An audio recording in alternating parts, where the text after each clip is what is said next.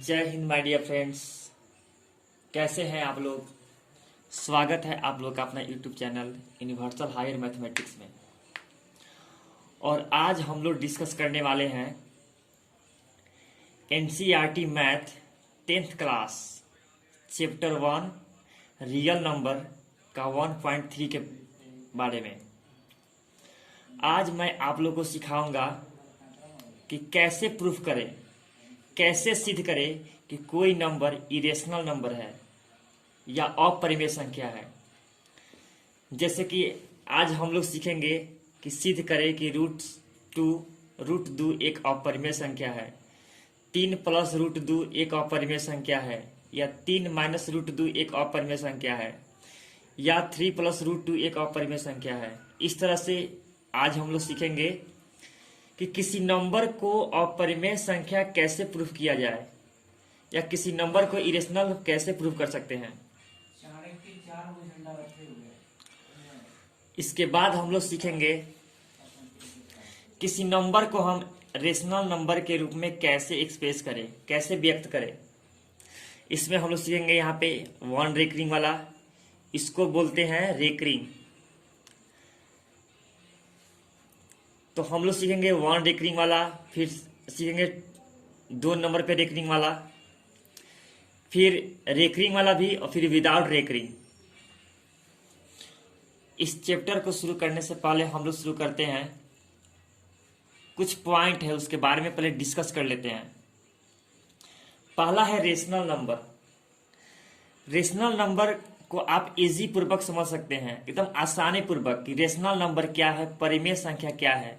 तो आप बोल सकते हैं यदि किसी भी संख्या को p/q के रूप में हम व्यक्त कर सकते हैं या व्यक्त कर दें, किसी भी नंबर को यदि p/q के रूप में व्यक्त कर दें तो उसे बोलेंगे परिमेय संख्या या रेशनल नंबर। या सिंपली आप इसको दिमाग में नोट रखेंगे कि जिस संख्या पे रूट नहीं हो, जिस संख्या पे रूट नहीं हो उसे क्या बोलेंगे आप, रेशनल नंबर बोलेंगे। यदि रूट में हो, यदि कोई नंबर रूट में हो तो वह परफेक्ट स्क्वायर नंबर हो। इसका मतलब हुआ पूर्ण वर्ग संख्या हो। पूर्ण वर्ग संख्या या परफेक्ट स्क्वायर नंबर का मतलब होता है कि वह संख्या किसी न किसी संख्या का वर्ग हो। जैसे 9 3 का वर्ग है, 3 का स्क्वायर है, 16 4 का स्क्वायर है, 25 5 का स्क्वायर है, 36 6 का स्क्वायर है, 49 7 का स्क्वायर है, 64 8 का स्क्वायर है। तो रेशनल नंबर के लिए यह ट्रू है कि कोई भी नंबर रूट में ना हो। अगर कोई नंबर रूट में है तो वह रेशनल नहीं होगा। यदि रूट में है, चलिए मान लेते हैं कि वह रूट में है, जैसे यहाँ पे दिया हुआ है 9 16 25 36 49 64। ये जितने भी नंबर है यह किसी न किसी नंबर के स्क्वायर हैं, इसलिए इन्हें पूर्ण वर्ग संख्या कहा जाता है या परफेक्ट स्क्वायर नंबर कहा जाता है। जैसे 9 3 का है, 16 4 का है, इस तरीके से। अब हम लोग डिस्कस करेंगे इरेशनल नंबर। इरेशनल नंबर का मतलब होता है अपरिमेय संख्या। इसका डिफिनीशन कहता है कि कोई भी नंबर जिसे p/q के रूप में आप व्यक्त नहीं कर सकते हैं, that can not be expressed in the form of p/q। आप इजी पूर्वक समझ सकते हैं कि जिस संख्या पे रूट हो, जिस संख्या पे क्या हो, रूट हो, जैसे √2 है, √3 है, √3/2 है, या 2/√3 है। जिस संख्या पे रूट हो और जो संख्या रूट में हो वह किसी संख्या का स्क्वायर ना हो या परफेक्ट स्क्वायर नंबर ना हो। जैसे 2 किसी भी संख्या का स्क्वायर नहीं है, 3 किसी भी संख्या का स्क्वायर नहीं है, यहाँ पे √3/2 किसी भी संख्या का स्क्वायर नहीं है। तो जितने भी संख्या है, जितने भी क्या है संख्या, जितने भी नंबर हैं, अगर यदि वे रूट में है और रूट में वह नंबर है जो किसी नंबर का स्क्वायर नहीं है, अर्थात परफेक्ट स्क्वायर नंबर नहीं है, तो इस टाइप के नंबर को हम इरेशनल नंबर कहते हैं, अपरिमेय संख्या कहते हैं। अब 2 पॉइंट और है यहाँ पे, उसको भी डिस्कस कर लेते हैं। टर्मिनेटिंग और नॉन टर्मिनेटिंग। टर्मिनेटिंग का मतलब होता है किसी नंबर में किसी नंबर से डिवाइड करे, यदि वह कट जाए, कंप्लीट डिवीजन हो जाए, तो उसे बोलते हैं क्या? टर्मिनेटिंग। जैसे हम 5 में डिवाइड किए 2 से, तो 2 2 जा 4, तब 4 आ गया यहाँ पे, 5 में से 4 गया 1, 5 में से 4 को माइनस करेंगे तो 1 आएगा, डेसिमल देंगे तो 0 हो जाएगा, 2 5 जा 10। मतलब यहाँ पे क्या हो गया? कंप्लीट रूप से डेसिमल कट गया, डिवाइड हो गया, इसको बोलेंगे टर्मिनेटिंग। यदि हम डिवाइड करें, यदि वह डेसिमल में न कटे, डेसिमल में क्या हो? न कटे। यदि हम डिवाइड करें या यदि वह डेसिमल में न कटे या उसका कंप्लीट डिवीजन ना हो, तो बोलते हैं नॉन टर्मिनेटिंग, मतलब अशांत आवर्ती बोलते हैं। जैसे अगर 10 में 3 से डिवाइड करें तो 3 3 या 9, मतलब 3 3 9, तो 10 में से 9 गया 1। डेसिमल यदि देंगे, दशमलव देंगे ना आप, तो यह 0 हो जाएगा, तो 10 हो गया।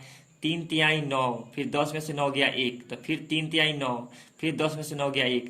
इस तरीके से 3 3 3 3 3 आता ही रहेगा,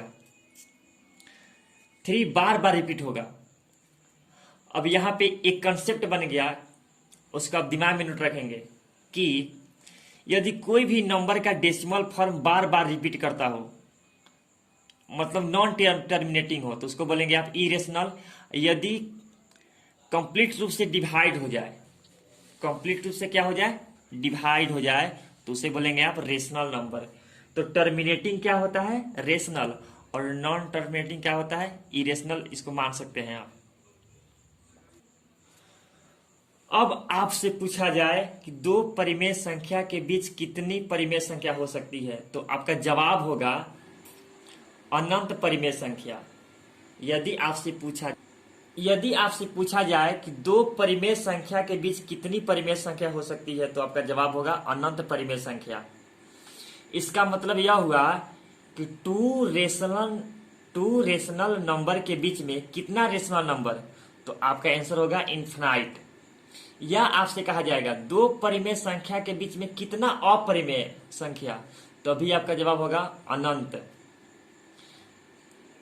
या टू रेशनल नंबर के बीच में कितना इरेशनल नंबर, तभी आंसर होगा इन्फिनाइट।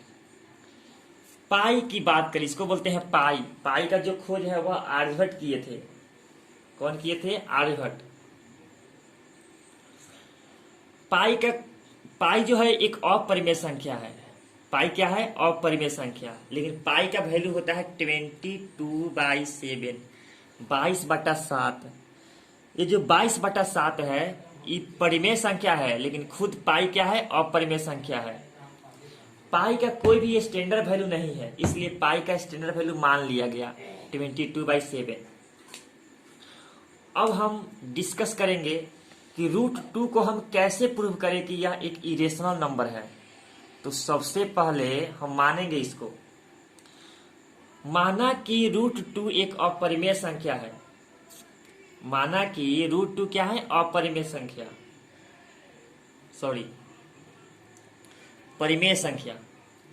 अपरिमेय को प्रूव करने के लिए हम क्या मानेंगे? अपरिमेय को हम प्रूव करने के लिए परिमेय मानेंगे, रेशनल नंबर मानेंगे। क्या मानेंगे? Rational number. तो √2 को दिखाना है कि यह अपरिमेय संख्या है, तो हम इसको मान लिए कि यह परिमेय संख्या है। ठीक उल्टा मानेंगे। लेट √2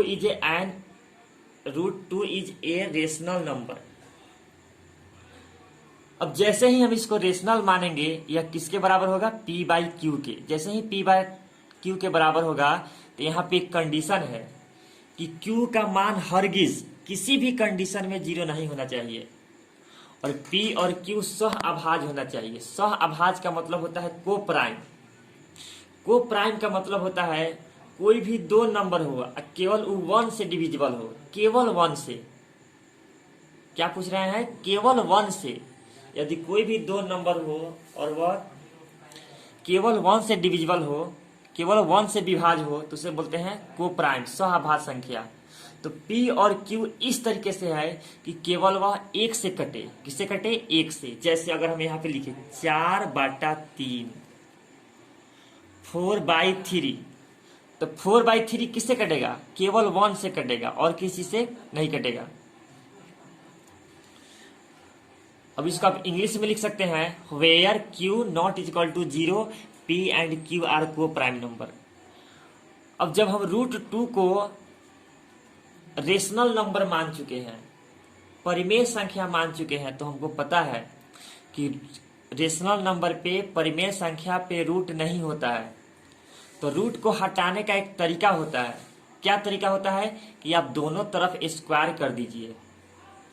तो यहाँ पे हिंदी मीडियम वाले बच्चे लिखेंगे, बिहार बोर्ड वाले लिखेंगे कि दोनों तरफ वर्क करने पे, और सीबीएसई वाले लिखेंगे ऑन स्क्वायरिंग बोथ साइड। अब यहाँ पे √2 है तो √2 का स्क्वायर, यहाँ पे p/q तो p/q का स्क्वायर। स्क्वायर करेंगे तो स्क्वायर से रूट रिमूव हो जाता है। स्क्वायर से रूट क्या होता है? रिमूव। तो जब रूट हटेगा तो केवल 2 हो गया, p का स्क्वायर p स्क्वायर, q का स्क्वायर q स्क्वायर। अब हम करेंगे यहाँ पे क्रॉस मल्टीप्लीकेशन। क्या करेंगे? क्रॉस मल्टीप्लीकेशन को लोग कहता है तिरछा तिरछी गुना। क्या कहता है? तिरछा तिरछी गुना, मतलब क्रॉस मल्टीप्लीकेशन। तो 2 में करेंगे q से तो चलाएगा 2q स्क्वायर। अब p स्क्वायर में 1 से मल्टीप्लाई करेंगे मतलब गुना, तो p स्क्वायर चलाएगा।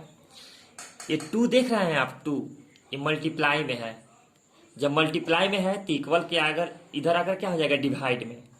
अब इसको हम इक्वेशन 1 मानेंगे। क्या मानेंगे? इक्वेशन 1।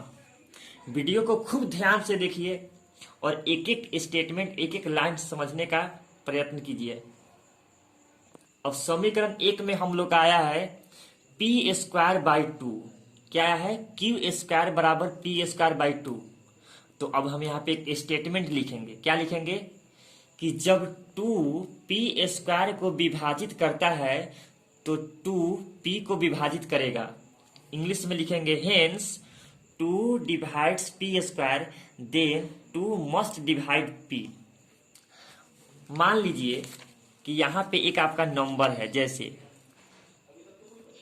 4 का स्क्वायर बाई 2, यही ना है। अच्छा, 4 का स्क्वायर क्या होता है? 16 होता है। 4 का स्क्वायर क्या होता है? 16। 4 का स्क्वायर 16 होता है। अब बताइए 16 में 2 से डिवाइड होगा कि नहीं? जरूर होगा। तो जब 4 के स्क्वायर में 2 से डिवाइड हो जा रहा है, यदि हम 4 के स्क्वायर में 2 से डिवाइड कर सकते हैं तो क्या 4 में हम 2 से नहीं कर सकते हैं?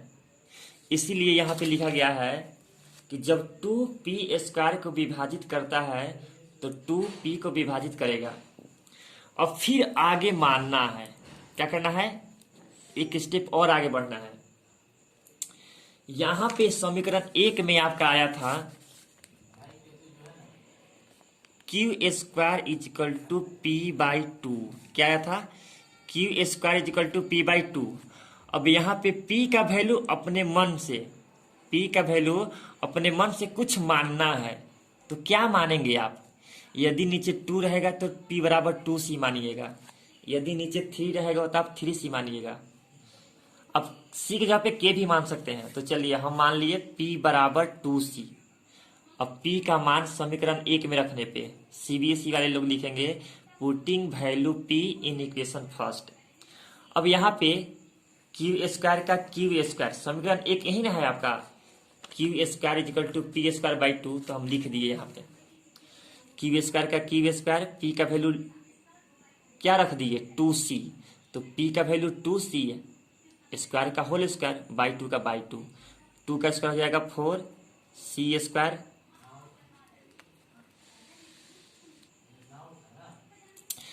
q² का q², 2 का स्क्वायर 4, c² का c² बाई 2। तो 2 से जब डिवाइड करेंगे तो क्या चलाएगा? 2c चलाएगा ना, मतलब 2 जब 4 कट गया ना तो 2c² हो गया। पता है आपको कि यहाँ पे 2 जो है वह c के साथ मल्टीप्लाई में है, तो 2 इधर आके क्या हो जाएगा? डिवाइड में। तो लिख सकते हैं हम c² = q²/2। फिर नीचे एक स्टेटमेंट लिखना पड़ेगा आप ऊपर की तरह। कैसे आप ऊपर लिखे थे? यहाँ पे लिखेंगे आप कि जब 2q² को विभाजित करता है तो 2q को विभाजित करेगा। इंग्लिश में लिखेंगे hence 2 divides q², then 2 must divide q। इस तरीके से हम क्या किए थे? माने थे।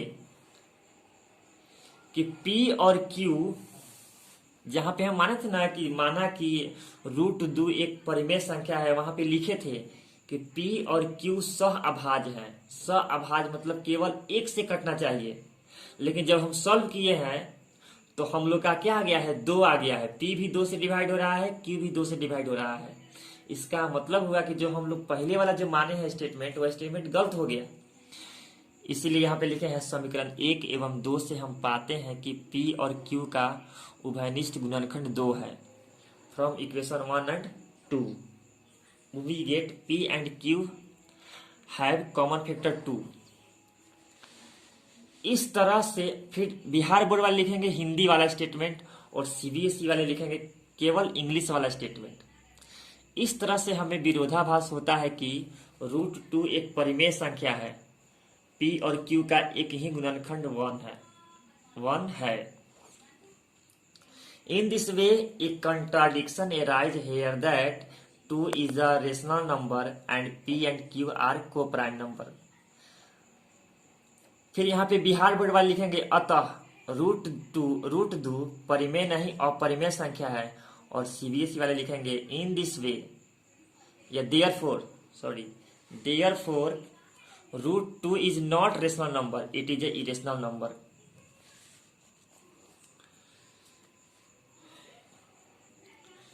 इस तरह से हम कैसे प्रूव किए हैं कि √2 एक अपरिमेय संख्या है, उस तरह आप प्रूव कर सकते हैं। √5 एक अपरिमेय संख्या है, √7 एक अपरिमेय संख्या है, √11 एक अपरिमेय संख्या है। सब कुछ वही रहेगा। क्या सुने आप? सब कुछ वही रहेगा। जहां जहां 2 है वहां वहां पे 5 लिख दीजिए। 7 को प्रूव करना है तो 7 लिख दीजिए। तो इस तरह का कोई भी क्वेश्चन आएगा तो हम आशा करते हैं कि आप लोग बना लेंगे, सॉल्व कर लेंगे। अब आइए हम लोग डिस्कस करते हैं इसको कैसे प्रूव करें।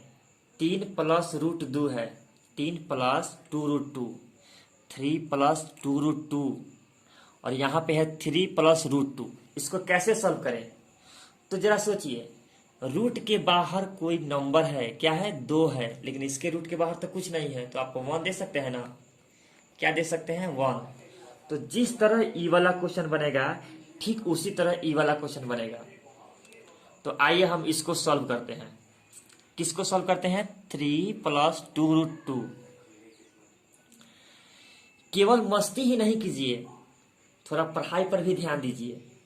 एक एक स्टेटमेंट को समझने की कोशिश कीजिए, फेयर कीजिए। केवल मैथ ही नहीं और भी सब्जेक्ट हैं, तभी आप कुछ अच्छा कर पाएंगे।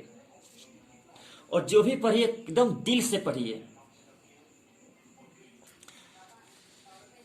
अब यहां पे है 3 + 2√2 इज अ रेशनल नंबर।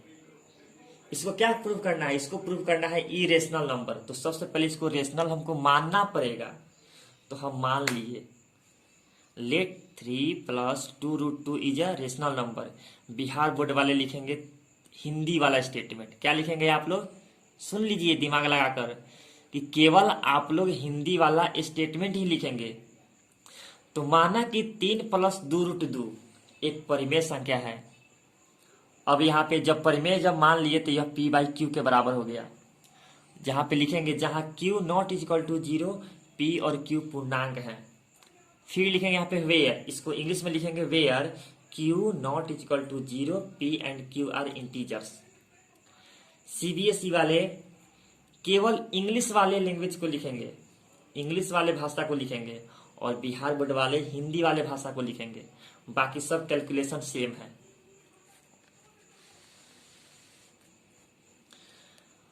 अब यहां पे देखिए 3।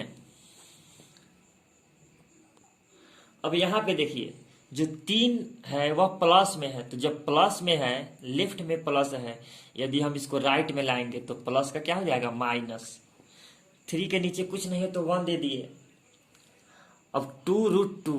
अब आप लोग इतना साल पढ़े हैं 1 से लेकर 10 तक, तो बट्टा पर का जोड़ आना चाहिए आप लोग को, बट्टा पर का घटाव आना चाहिए, बट्टा पर का गुना आना चाहिए।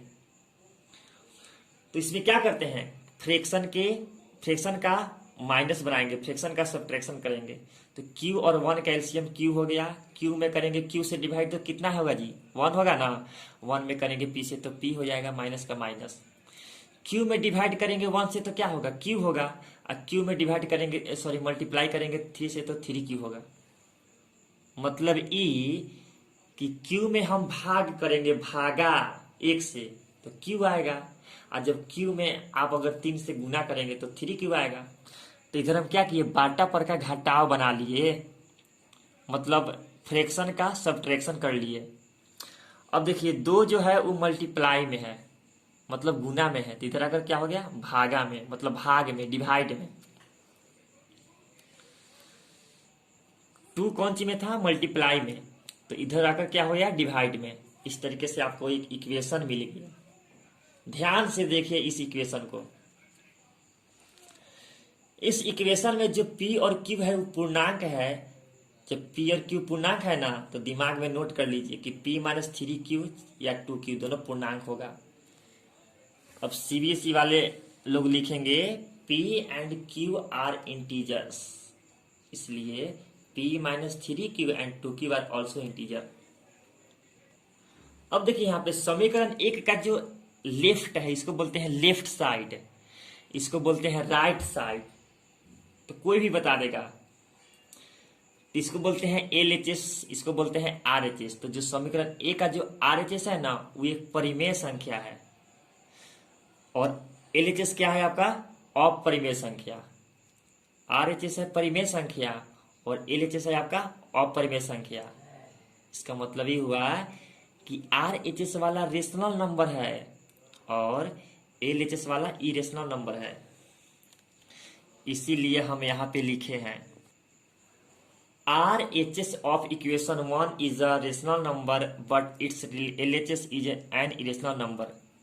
समीकरण 1 का RHS देखिए ना, यहाँ पे RHS नहीं देखे हैं कि समीकरण 1 का RHS का मतलब होता है दायां पक्ष परिमेय संख्या है, लेकिन इसका बायां पक्ष LHS अपरिमेय संख्या है।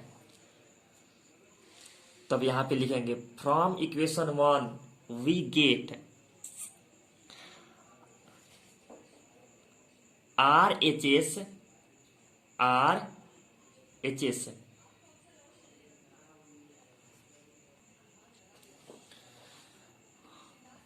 अब हम लिखेंगे इस तरह से हमें विरोधाभास होता है कि √2 एक अपरिमेय संख्या है। मतलब हम जान रहे थे, पहले से हमको पता था कि √2 एक अपरिमेय संख्या है, लेकिन समीकरण 1 में हम देख रहे हैं कि RHS परिमेय संख्या है और उसके बराबर में √2 LHS में है, तो भी परिमेय हो गया। तो परिमेय संख्या के बराबर क्या हो गया, परिमेय, जो असंभव है, जो क्या है, असंभव। तो लिखेंगे यहाँ पे इस तरह से हमें विरोधाभास होता है कि √2 एक अपरिमेय संख्या है और LHS बराबर RHS। It is impossible. In this way a contradiction arise here that √2 is an irrational number और LHS बराबर RHS। देखिए यहाँ पे ऊपर हिंदी और नीचे इंग्लिश है, तो बिहार बोर्ड वाले केवल हिंदी वाले लैंग्वेज लिखेंगे और सीबीएसई वाले केवल इंग्लिश वाले लिखेंगे। अब यहाँ पे लिखेंगे हमारी मान्यता गलत है, our supposition is wrong, therefore 3 + 2√2 is a not rational number, it is a irrational number. Bihar board वाले लिखेंगे 3 + 2√2 परिमेय नहीं अपरिमेय संख्या है। अब हम लोग डिस्कस करेंगे माइनस वाला। इसके पहले वाला क्वेश्चन में यहाँ पे प्लस था, यहाँ भी प्लस था, लेकिन अब माइनस है। तो माइनस वाला है तो कोई बात नहीं है, इस क्वेश्चन को भी उसी तरह बनाएंगे जैसे हम पहले वाला को बनाए थे। सबसे पहले इसको परिमेय मान लीजिए, रेशनल नंबर मान लीजिए। तो माना कि 3 - 2√2 एक परिमेय संख्या है, और इंग्लिश में लिखिएगा let 3 - 2√2 is a rational number. Rational मानेंगे तो यह p/q के बराबर हो जाएगा, जहां पे q नॉट इक्वल टू 0 और p और q क्या है, पूर्णांक है। अब देखिए यह जो 3 है ना, 3 ये प्लस में है, 3 के पीछे कोई सिंबल नहीं है। जब कोई सिंबल नहीं रहता है तो प्लस रहता है, जब प्लस में है इधर आकर क्या हो गया माइनस में। अब बटा पर का घटाव इसको बना लीजिएगा, तो जब बनाइएगा तो इतना चलाएगा, सॉल्व करने पे क्या चलाएगा इतना। अब देखिए -2 यहाँ भी, -2 यहाँ भी, गुना में तो इधर आकर भाग में, मल्टीप्लाई में तो क्या हो गया डिवाइड में, इक्वेशन 1 बन गया। अब इसका लैंग्वेज हम लिखेंगे पहले वाले क्वेश्चन की तरह। अब आपका इक्वेशन यही ना है, यही है आपका इक्वेशन। इसका देखिए यहाँ पे गौर से देखिए, ध्यान से देखिए, इसका जो RHS है वह एक परिमेय संख्या है और जो LHS है वह एक अपरिमेय संख्या है, लेकिन इसके बराबर E है।